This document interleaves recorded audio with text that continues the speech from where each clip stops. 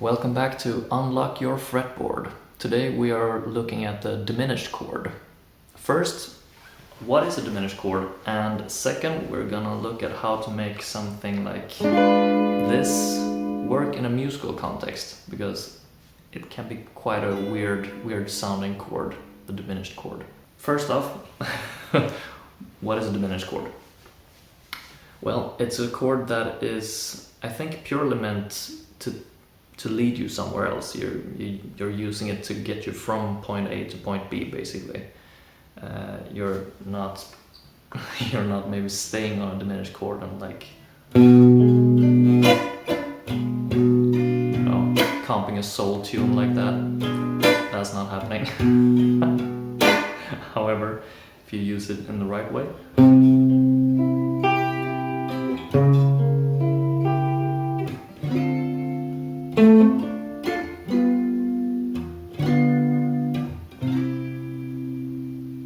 that can sound really nice. And there were two diminished chords there thrown in, just to create a bit of tension, which leads you to the next release point. So a diminished chord is created using only minor thirds stacked on top of each other. That means it's a symmetrical chord, because if you just stack minor thirds on top of each other, you'll see that it's the same pattern and it reaches the octave and just repeats. That means we can use it if we take this strange B minor, or B diminished. We can of course move it around. That's like a classic diminished trick, just moving things around. So that's something you could hear in like old jazz tunes. If a guitarist takes an intro, maybe someone could do like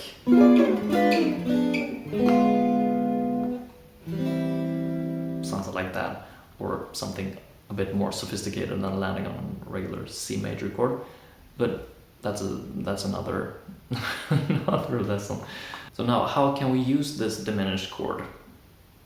Well, I think for me the most obvious example is probably to play you this thing that everybody should recognize, I think.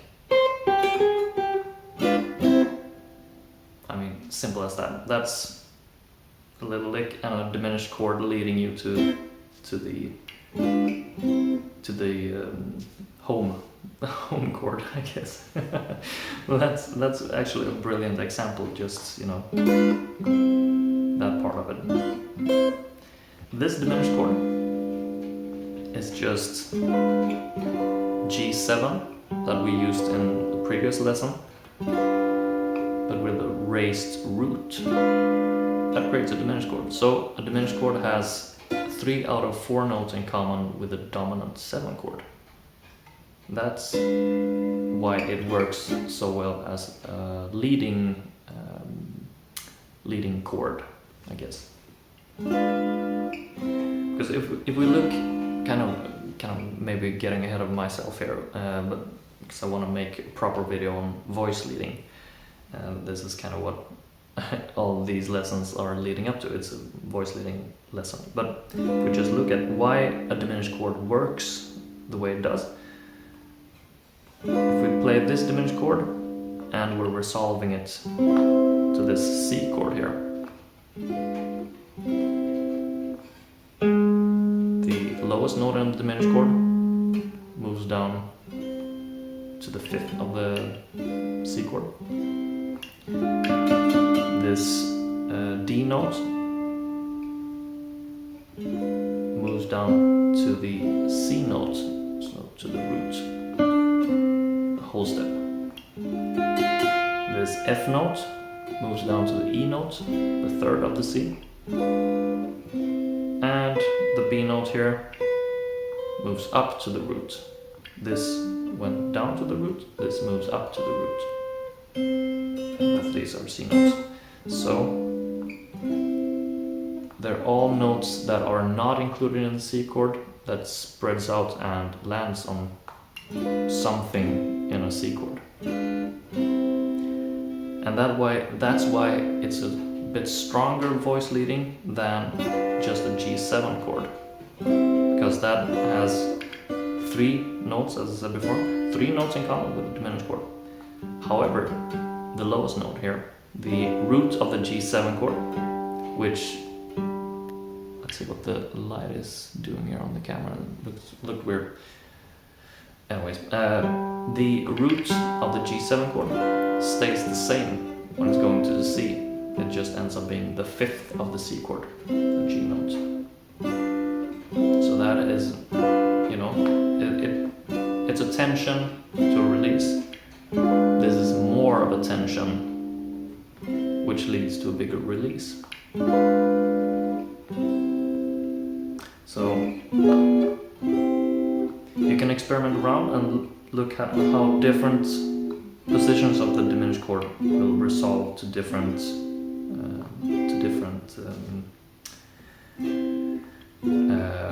goal chords, I guess.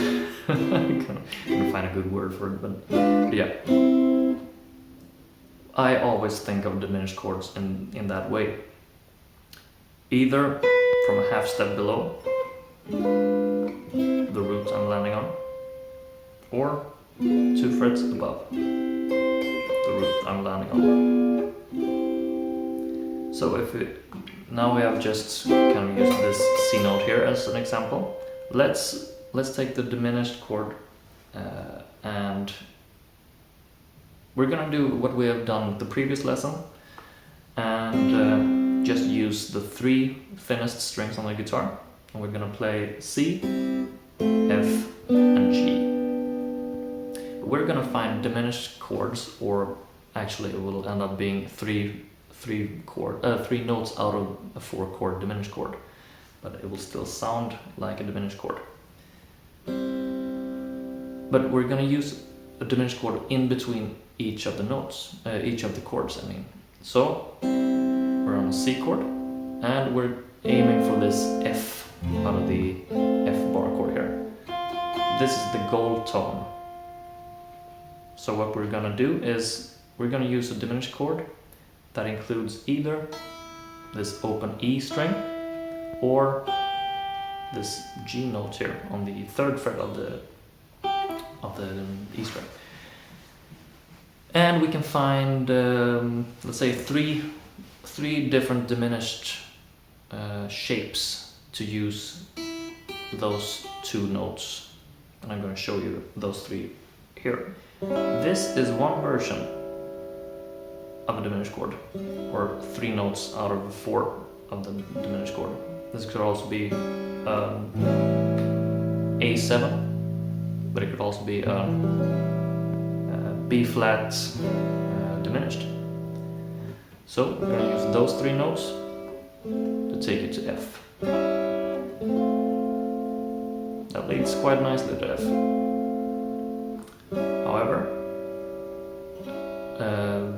as I said before, the diminished chord is built up of minor thirds. So whatever you have a note that you know you will use in the diminished chord, you can raise it or lower it by a minor third. That means this open G string we could use on the 3rd fret instead. That will also be part of a diminished chord. That leads quite nicely to F. Let's do the same with the E string here. 3rd fret there as well. That chord shape is part of a diminished chord, part of that diminished chord. That leads real nicely to F. So, if we're on C, let's use either of these to bring us to F. You see how that works? And then our next goal here is this G chord. Again, if you haven't seen the previous lessons, I show you all these chord shapes that I'm going to be using right now. So go back to the previous 2 lessons for that. But let's continue here. We're on the F, we're going for this G. Here's the gold tone. So we're going to use either this note or this note in our diminished chord here.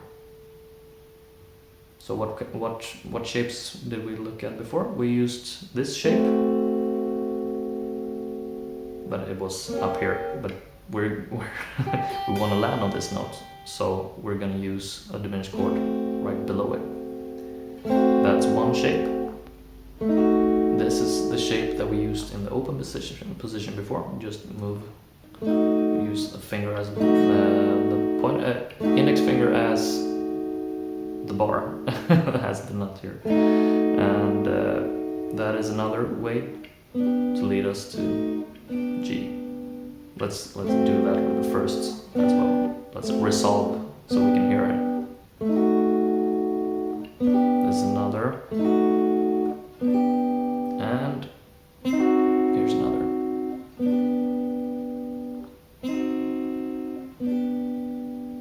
What I like about this one is that those two notes just move down a fret, this note just moves up, so it's it's kind of a slick movement, you know. It's not any big leaps, which is good. So we're on G here, and we're going for the next C chord. If you have seen the previous lessons, you'll know that this C chord is the next available C chord if we're moving this direction on the neck here. So G, easiest way to form a diminished chord here would be to just use the 4th fret on the E string here. That works. But let's look at some other variations. If we start moving things around, we can see that these two will be the same, and this will move up 3 frets up there. So that's another possibility. That leads real nice. Again, there's like this, and this note just moves down 1 fret, and this moves up a fret. So that's a nice movement. We can also, of course, do that. That's creating a bit bigger jump for the high note, but sounds nice. That also jumps up a whole step, so it's not as close of a movement as, say, that, or well, that's somewhere in between, but that's the closest movement, I guess, the least difference. As you can see, it's the same shapes. We're just moving them around to make them lead us to the right place. Because if we create a diminished chord on the wrong fret, it will lead us to the wrong chord. So let's see here. We led us back to C. So that just repeats basically. We can just keep on going on here. That's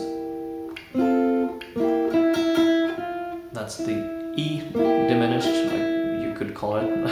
it's kind of weird naming diminished chords, because I would use that as an E diminished to lead us to F, just because I think of it as moving that little step upwards. But you could also call it a C sharp diminished, or G diminished, or B flat, or A sharp diminished, whatever you want. But yeah, that's a nice movement. That's also part of the C7 chord, which we know leads to F. Since diminished chords are that closely related to dominant 7 chords. How about another 2 ways to lead you to that F? That's nice. I like that. That's also those close movements, just a fret up or down, and that's kind of slick move. But you can also do it like that. That's cool. Even just slide that. So that's nice. Let's see. Are those all the ways? that way as well. The hard part for me was kind of figuring out, I don't know why, but going from F to G, leading with diminished, it's really simple in some ways, but it didn't feel too obvious in other ways. That's easy. That's an easy way. That works as well. That's kind of big jumps. So that's, let's see, then we're on going to G. Going back to C can also be kind of weird, but you just gotta remember it's part of a G7 chord, basically, a raised root. So that's a G, G7, or B diminished, we could call it, going to C, or G, D diminished to C, whatever you want. And yeah, it just repeats basically. You will recognize these diminished shapes everywhere because they stay the same. They are symmetrical chords as opposed to the regular major or minor chords that change throughout. So you see how this is a C triad, this is a C triad, this is a C triad. They all change shapes. However, if we're playing a C diminished, that's a C diminished, that's a C diminished, that's a C diminished, that's a C diminished. All those are a diminished chord including the note C. They all have the same shape, which is real nice. I love when things are symmetrical.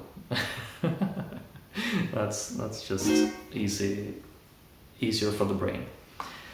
So I guess that's it for this lesson. Next week we're gonna talk about augmented chords. That might be, I don't know if it's easier or harder, but it's also a weird sounding chord. But that's for next week.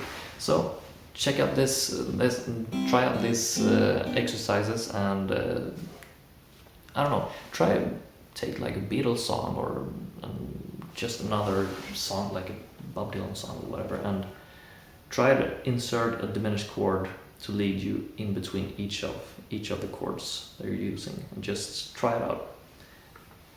Don't play like that on a gig though. Save this for, or just practice this way and sneak one in here and there on the next gig or rehearsal, or can't even speak. Sneak it in on the next rehearsal. That's what I meant to say. Anyways, I've been rambling on far too long here. Thank you so much for watching, and I'll see you next time. Bye.